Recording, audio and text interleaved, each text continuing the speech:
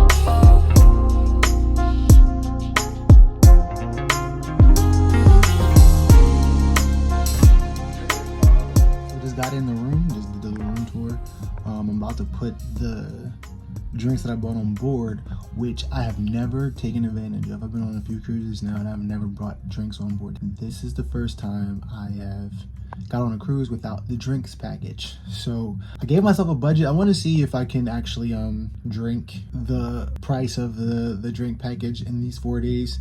I'm sure I can if I wanted to, but being by myself, I don't see me drinking that much. So I am excited to see what I actually spend on beverages. I gave myself a budget that kind of looks like what the drink package would have been. I'm slightly regretting it a little bit because I already drank one drink. I'm like, I want another one. But that's only because it's there. But I'm about to put these Red Bulls. So I brought some wine. You can bring a 750 milliliter bottle of wine or champagne on board, one per guest. And then you can bring 12 cans of your favorite non-alcoholic beverages up to 17 ounces. So I brought 12 cans of 8.4 ounce Red Bull in addition to a 750 milliliter bottle of sangria. So I'm about to put that in the chiller. The cooler, since it's not a refrigerator. It's a cooler, they'd say. About to put them away, and then I'm about to go explore the upper deck. It is rainy, thundery, kind of nasty, gloomy out. I wanted to go to the set sail party. I've never been, and I've been on like 4 cruises now. I wanted to do that. I might not do that if the weather is gross, but we shall see. I'm gonna go up there and take a look. I was waiting to put our bags away. Our rooms got done a little bit early, so put our bags away. Waiting for my actual luggage to get here. My carry-ons obviously are in. Speaking of which, I'm not sure the technology is more advanced than what I can see. Security and getting on, at least here in Cape Liberty on this particular cruise, they did not check to see if the beverages I had were actually because you can't bring bottles of liquor on board, but you can bring wine and champagne.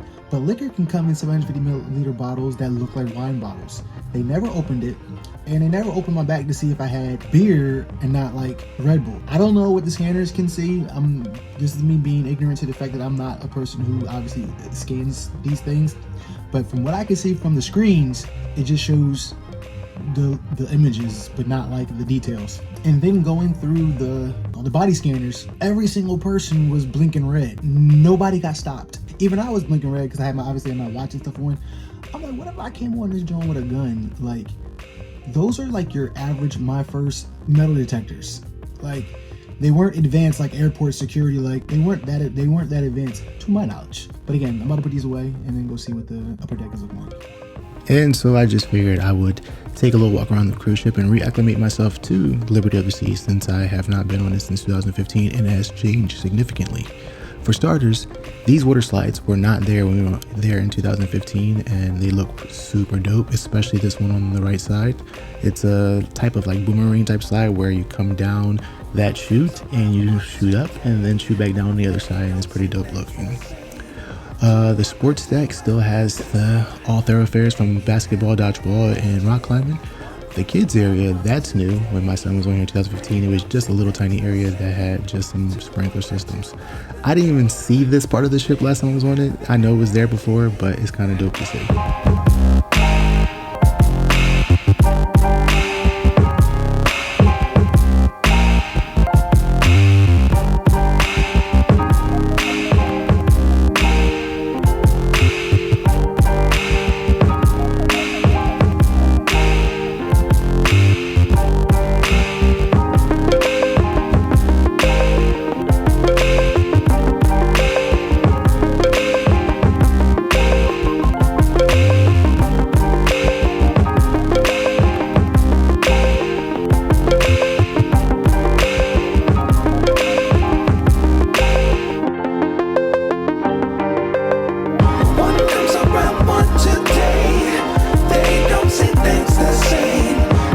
And literally at 3 o'clock, the captain started pushing us away from the pier as we headed out to sea for our 4-night Canada cruise. And such, we got spectacular views of the New York City skyline as we made our way towards the Verrazano Bridge.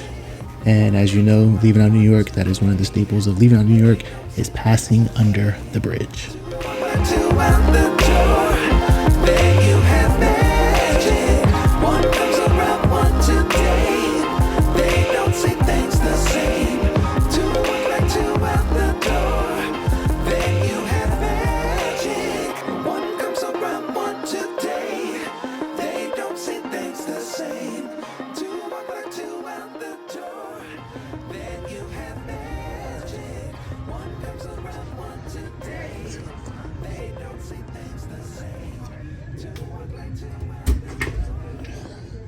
This is nowhere near my room.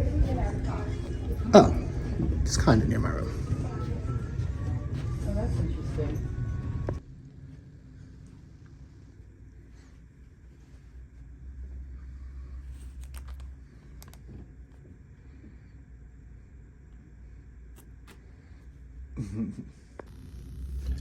Cause your boy is platinum now. Please, no autographs. Listen, you can get there too. Just work hard and believe in yourself. Platinum. Dream big. All right, so to round out day one, I decided to go to the Windjammer for dinner instead of going to the main dining area. They practically were serving the same thing, but I didn't really care for the menu. I actually had planned on doing this, so this was something that I knew that I was going to do well before I got on the cruise ship. Look at those views as we head out to sea in the wake of Liberty of the Seas, heading on our way to Canada, Halifax, Nova Scotia to be exact, on our 4-night Canadian cruise on board Royal Caribbean's Liberty of the Seas.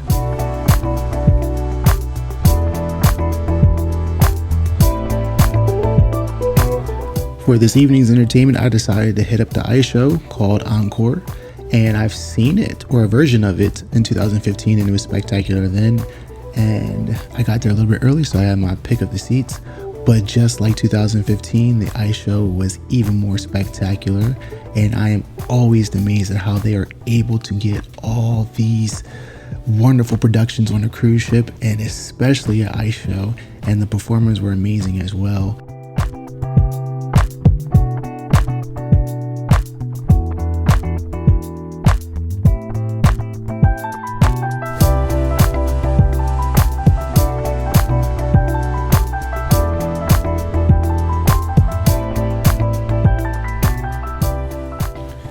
And of course, it is a cruise, so I had to give me a bite from Cafe Promenade. That sandwich was delicious. And before I called it a night, I wanted to go up to the pool deck and just see some of the sights at nighttime. It was around 12:30 a.m. around this time, and let me tell you something. You do not know pitch black until you've been on a cruise ship. Look at that black. But even still, the pool deck is beautiful, even though there's nobody on there. But that was pretty much the base of day one. So thank you for watching. Be sure to check back soon for part 2, 3, 4, and maybe even a 5. And at this point, I decided to call it a night. I got finished taking a shower and I'm going to get into bed. So good night.